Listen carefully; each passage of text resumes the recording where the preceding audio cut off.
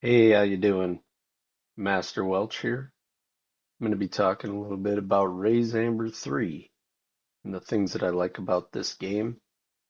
I feel like it's a overlooked and underrated shmup for the PC Engine CD. You will need a Super CD-ROM 2 card if you're playing on the original uh, PC Engine CD. Should boot with later revisions of the system, but I would have one anyways just to be able to play games like this. So, anyways, let's get into it, and I will talk about some things that I find interesting about this game. So, this game was created by Data West in 1992. I like how the intro just starts off with some cool dramatic music, and then from there, it just goes right into the game, and you watch the ship falling down and you're like, what is this? And I feel like this scene itself is pretty impressive when you really play the game and take it in. As you can see, there's a giant mothership, and you came out of that mothership, and you are obviously trying to help support protection. And I absolutely think the ship looks really cool. The music's cool. The one downfall is that basic shot. It's kind of a little annoying, but it kind of just goes away after you play it a little bit. What I'm doing on this playthrough too is I'm trying to keep the ship from taking any damage at all. After playing it many times, I figured out if you use the missiles, it'll take care of those growths that get on the ship. And those growths will actually damage your ship, they'll explode.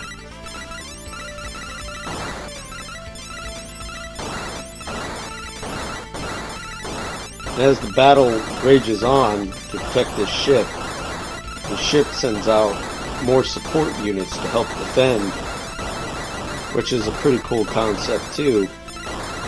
Where they all go, I don't know. I guess they're just off in the cosmos helping to support the ongoing onslaught of enemies. But yeah, I mean, this ship just looks really cool. The graphics, the music just has that good tone to it. And yeah, I mean, definitely would recommend at this point that you just keep your weapon charged and just keep those missiles ready to launch. That's how you actually use them, is charging your weapon attack, and it will you'll be able to release a volley of missiles. But as you can see, the ship took some damage, and it damages your ship.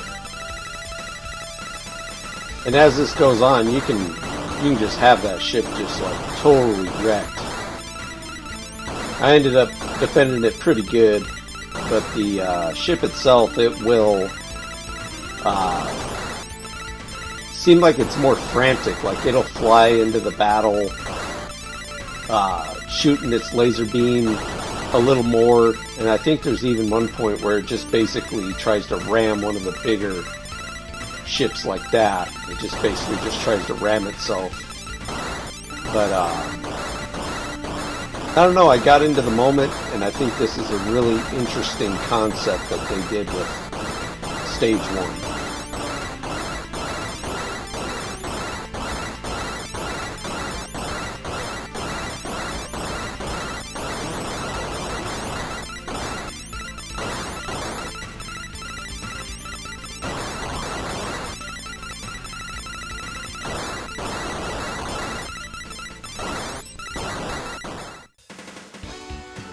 Next, I would like to talk a little bit about Stage 2, which I cut Stage 1 short just so I didn't spoil everything for you, so if you do decide to pick this up, you can experience it for yourself.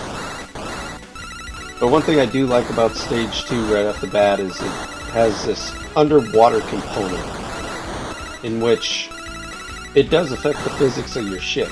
I mean, you're definitely not moving as fast. You got multiple enemies coming at you from pretty much all directions, above, behind, onslaught from the front. The graphics on this one are great. I like the music track in this one as well. It just kind of is reminiscent of trying to keep you cool, but there's a tone of seriousness to it, you know, like you got to get the mission complete to hold your cool. That's where this game stands out a little bit, soundtrack-wise, I think, is the music is definitely not your conventional shmups, upbeat tones.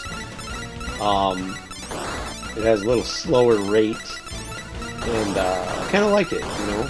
I kind of like the fact, too, that, you know, this game's scrolling speed is fairly slow for a shmup, but there's plenty of action going on. So rolling into Stage 3, you can see right off the bat, you are at an overhead angle versus a side view, which is pretty cool. I really like that aspect that they put this in here. This game is 5 levels, with a final level being a boss. But for this to be the midpoint transition, and this is the only level they do it in, I find that to be a pretty cool concept. You know, it's kind of an interesting concept to put that in there at the halfway mark. I was kind of hoping to see it come up again later on in the game, but it didn't. But it's still cool. I mean, it's just, when you really think about it, it's like they were thinking about different concepts with this. I like how this giant mid-boss here is, you know, releasing enemies out its front with that hatch that keeps opening. So, yeah, this is pretty interesting. And this boss has more to it as well.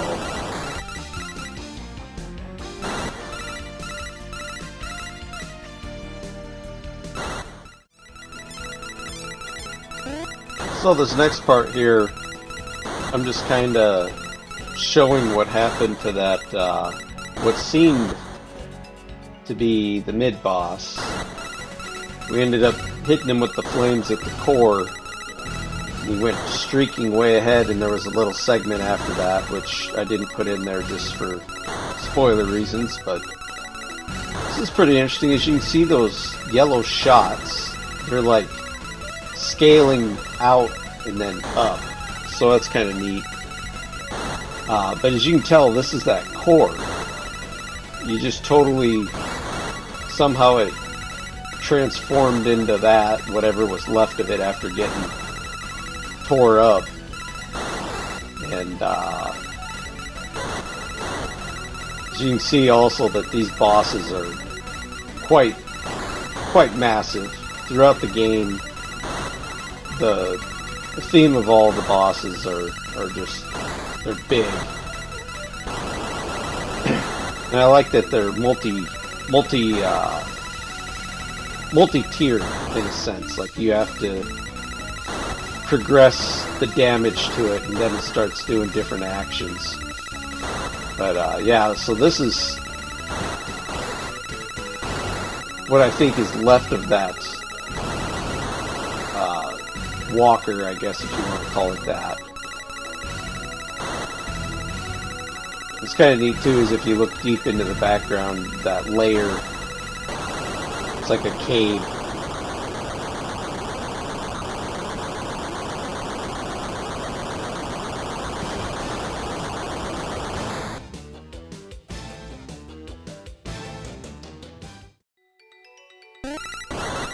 This next stage here, I really like the level design.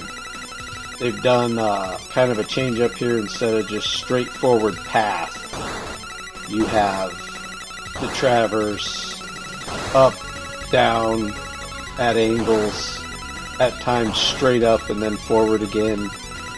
They put an emphasis on tight spaces and being able to dodge. I really enjoy this level as well due to the soundtrack. This has one of the better audio tracks. The original soundtrack for this is done by Yasuhito Saito. I believe that's how you say it. Might be wrong, but Yasuhito Saito. But anyways, I really like his musical style throughout this entire game.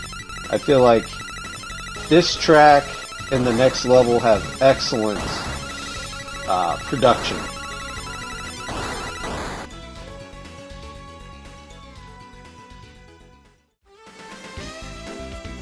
So right off the bat, I'm going to say this. This is stage 5. And this is probably my favorite level in the game. It's pretty interesting here how it starts off. You're trying to scope out the mimics out of all these separate power-ups. And then, all of a sudden, the momentum shifts. You are now going backward. And I think that that is a awesome twist to it. Because now you're like, what do I do now? You know, you might have selected have your weapon going up, like I did here, or forward. And you're going to have to be like protecting yourself from the back. And with the weapon system in this, there's a little ticker on there. So if it's pointing straight up, you'll shoot your weapons in an up-down pattern. If it's forward, you'll have a forward pattern. Backward, you'll shoot backward. So with this one, there was definitely a lot of strategy to it. It is pretty difficult. I mean, I'm running this after many hours of practice. But I mean, right off the bat, I mean, it looks awesome. The level design is great because it kind of plays off of the higher stages boss. You'd have to play it yourself. I didn't want to spoil that aspect. But this definitely plays off that boss. And the music here again by Yasuhito Saito is just great. But yeah, I mean, we're coming up on the end of the game, and this last level really puts it through the roof. And it's a pretty long level too. I mean, this section here is just probably about a third of it, plus a boss fight.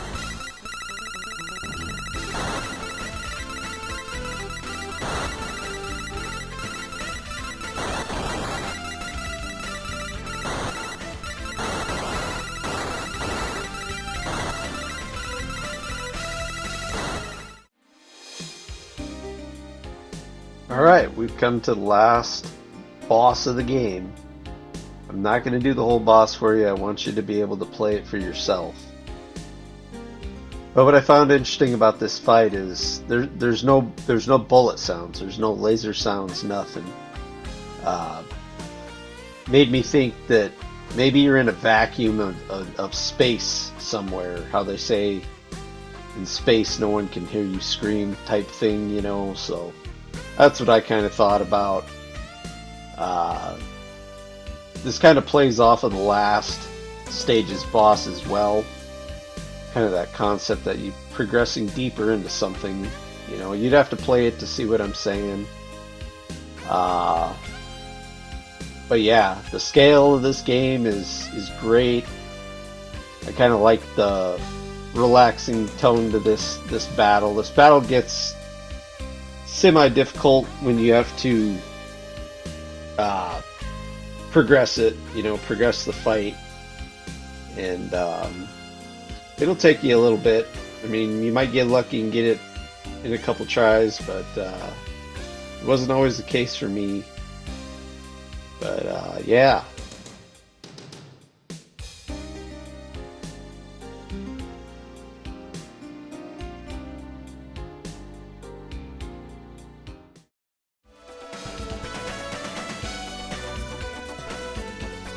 So in closing, I would like to say I feel this game is underrated.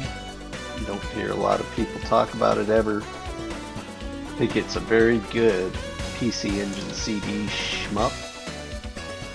Has good graphics, good audio, and some of the ideas that I have, I guess, put into my mind, that they put some great concepts into the design of this game. From start to finish, I would say if you haven't played this, go out, try to find a way to play it some way, somehow. And this is Master Welch, and I'll be signing off, and I will see you in the next one.